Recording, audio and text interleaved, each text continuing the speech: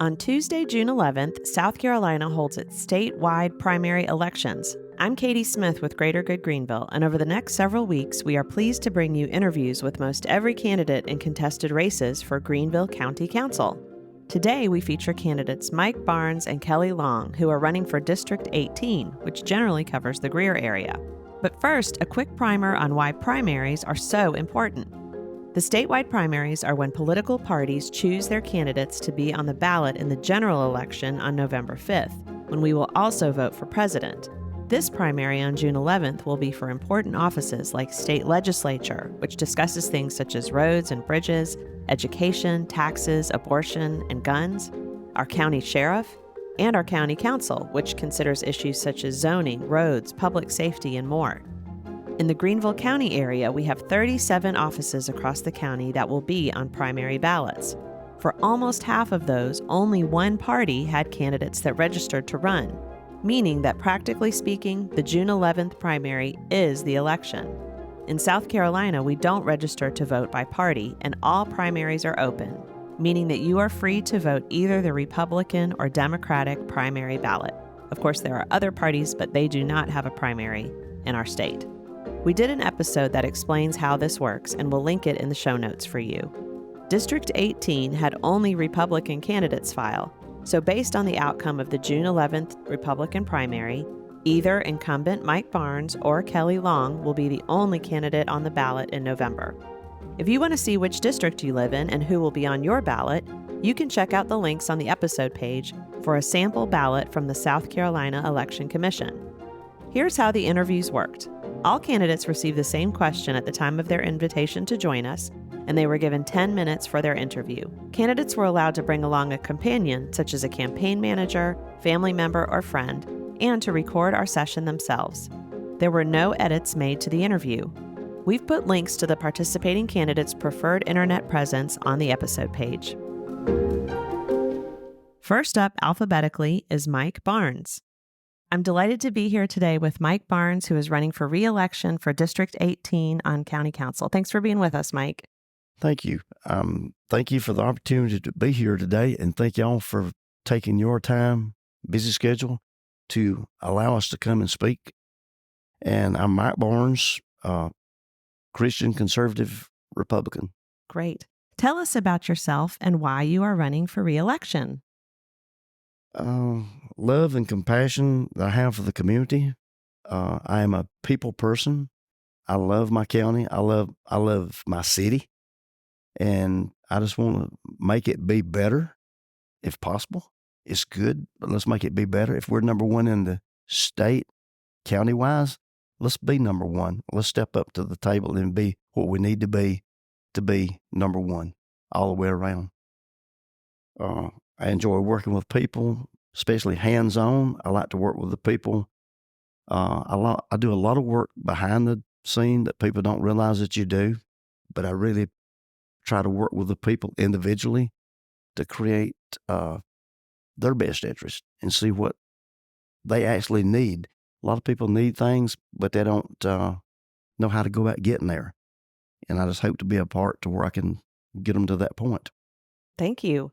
What do you believe are the biggest issues facing your district? The biggest issues facing our district, I think, is growth infrastructure.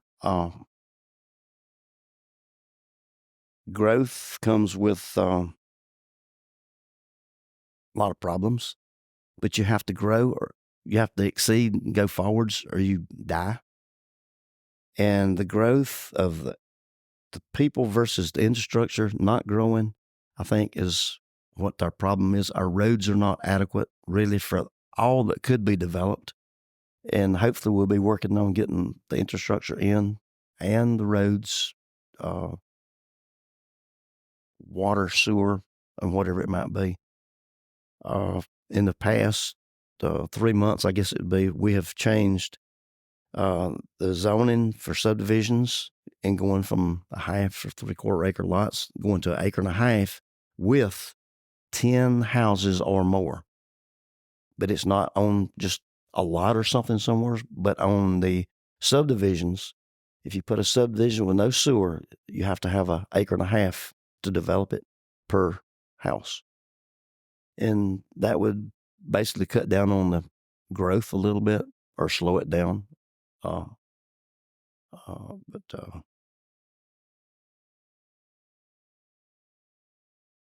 in that situation, I think we've kind of got our horse in front of our cart in front of our horse. But we're working real fast to get things up to par now. Try to get on board. Good, thank you. What would be your priorities if reelected this year?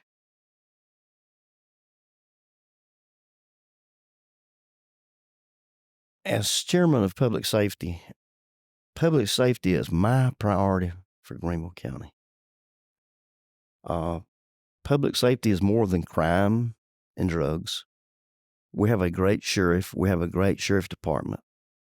And we need to provide EMS, fire department, and sheriff department. We need them provided with the proper tools to work with, where the tools are salary, where there are cars, where ambulances, fire trucks, whatever. We need to provide those departments with the proper, best efficient equipment that we can provide for them. Because neither of the three produce any revenue for the county. But these right here are something you have to provide for every citizen of Greenville County, plus everyone traveling through. If you're traveling from North Carolina to Georgia and go through South Carolina in Greenville County, we have to provide safety for you, whether it's fire department, EMS, or the sheriff's department. And I think it's keeping certified and well-trained firemen and EMTs and deputies. It's cheaper to be able to raise their salary to keep them than it is to allow them to go to a neighboring county or city for more money. As much as it costs to certify any of the above, it's cheaper to pay competitive salary and keep them rather than letting them go, because it costs so much to train any of the three above. And in some cases, it's a year or year and a half before they're able to be certified. So it's just a safety step to ensure that they stay here in the environment and they have our support, not like they're been the lost child out there and not having any support. So that is basically one of the main things that I see is we need more deputies. Of course, the more people you have means more schools, means more teachers. Everything works hand in hand the more you have. So, thank you. We have a couple minutes left. Is there anything else you'd like our listeners to know? I guess I would say, make this statement here. All this reverts back to needs versus wants. That's what we need is what we need. Wants come later. Thank you so much, Mike. Thank you for joining us, and thank you for your willingness to serve. Thank you. Next up is Kelly Long. Well, I'm pleased to be here today with Kelly Long, who's running for County Council District 18. Thanks for joining us, Kelly. You're welcome. I'm glad to be here. Thank you. Well, tell us about yourself and why you are running for office. Absolutely. I live in District 18 in Greer, South Carolina, and I'm a lifelong resident of Greer. And both sides of my family, my husband's family and my family, both reside there. Pretty much all but one of us in that district. And so that district has always been very dear to me.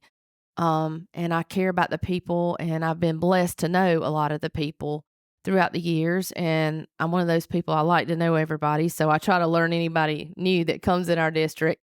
And I have always been a servant leader. And I grew up in Greer, and I was in the financial services industry at the age of 16. My grandfather was an old banker. I call it old banker because he did everything the old way. But his name was Jim Bennett. He was from Duncan, and he worked in Greer his entire life at a very small bank called Bank of Greer. So I have spent my life in the financial services industry, 37 years, and in about 2017, I went out on my own. I was in management, and I had 60 employees, a lot of stress. I was on call 24/7, and when I found out I was gonna be a grandmother, I took a step back and said, I think I'm gonna return to my first love, which was lending. So I took a step back, and now I just do mortgage lending, and that's by choice. And it also allows me to have time to step back from my job. I have a great employer, and I really am self-employed. I just choose whether or not I want to do a 1099 or a W-2, and I like to take advantage of the benefits. But basically, I'm self-employed, and I'm able to take a step back and to continue do my job, but also take time to do this role as well. And so I prepared a year ahead in advance to run. But basically, at the end of the day, I feel like we have lost our voice in District 18. And I say I feel like because I feel like that too personally. The taxpayers are not being listened to, and we're just going through a lot of change, which change isn't bad, but how it's managed needs to be in the proper way where everybody involved is winning in the situation. Everybody's better off. So I view this as there needs to be three wins. It has to be the people that live here have to win. Our area, the government needs to win to be able to function and give the services. And the people that move their businesses in here, they need to win. And when any one of those wins get out of whack and somebody loses to make that person win, that doesn't work. So I feel like we're out of whack right now, and the taxpayer is the one losing, and our citizens are losing, and they're losing confidence in our leaders. So I've served in many capacities through the years, and I just feel like it was my time to step up and serve again. Thank you. What do you believe are the biggest issues facing your district and the county? There are quite a few, but I will settle on a couple here. First of all, is I believe we need to look at the growth that we're experiencing. We need to manage it better. I think we need ethical growth, not exponential growth. And we're having a lot of overdevelopment. We're losing our pasture lands. We're losing our beauty. The exact reason people are coming here, you turn around and you look, and there's apartments 5 stories high, and there's a place for that. I'm not saying we don't need that. I am saying there's too much of that, and we need to slow that down. We need to continue to grow economically. We have to, but we're way past that, and we're just looking at exponential growth and then not preparing for the infrastructure that it takes to take care of that growth. We're growing first and not worrying about that. We don't have impact fees or anything in the county that puts that burden of the money on the builder that's making the money, and most of the time it's out-of-state builders. It's been putting on the back of the taxpayer, and that's just ethically wrong, and it's not sustainable. So we have to be smarter and make the people that are earning the money pay the fees, not people that have no win in that situation. The second thing would be being transparent about what's going on in our county, especially in the finances. I'm in the finance world, and I've been versed in fraud. I've done forensic work before. I've cooperated with FDIC when we've had embezzlement cases. Back in 2008, when we had the economic turndown, I worked with a local bank, and I managed the new TRID, the regulations that came down from Maine to Florida. So I'm used to working with things where fraud is around and things that are going on that shouldn't be going on. So I am very adamant about being transparent. Even if there's nothing going on, you're transparent. You tell everything that's going on and why, and you don't spend money out of one budget to cover a shortage in another budget. You go back to the drawing board and say, what can we do? What can we cut? It shouldn't always be, take out of people's salaries or charge the taxpayer. And I just see a lot of that going on right now. And if it's necessary is one thing, but I don't think it's necessary. I think we're just not managing our budget. And I think we're not putting the fees on the people that are making the money here. And we are the best place to be, and we don't have to give ourselves away. I wouldn't live anywhere else in the United States but here. And I'm serious about protecting that. So I feel like we need to have people in there that have a financial way about them, and I've got a master's degree in this, and I've given my whole life to it, and I finally have got to a position where I feel like it's time for me to turn from my career and turn into that servant leader again and say, hey, I'm here for the people. Thank you. What would be your priorities if elected this year? Absolutely. First thing I would do would be we've had a lot of tax increases in the very recent years. My first thing would be I really want to repeal the tax increases that have taken hold the last 5 years, specifically the 2 fees that are being charged that our state Supreme Court said were illegal. And they found that they were illegal, and our county council voted not to give those fees back, but to use them in a different place, and that should not have happened.